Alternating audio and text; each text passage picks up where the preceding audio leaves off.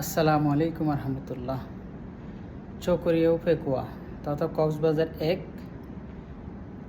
জাতীয় সংসদ নির্বাচন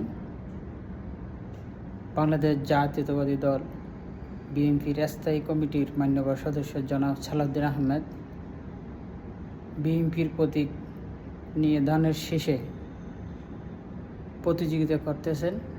পোস্টাল ব্যালটের মাধ্যমে আমি ভোট দিয়েছি, আমার বন্ধুবান্ধব অনেকে ভোট দিয়েছে।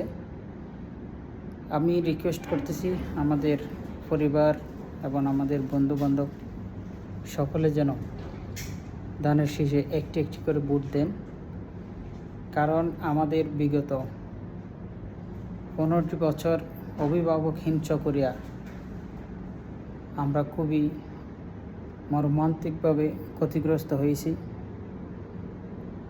খুবই লাঞ্ছিত হয়েছি আমরা। এবার আমরা আর ক্ষতিগ্রস্ত হতে চাই না।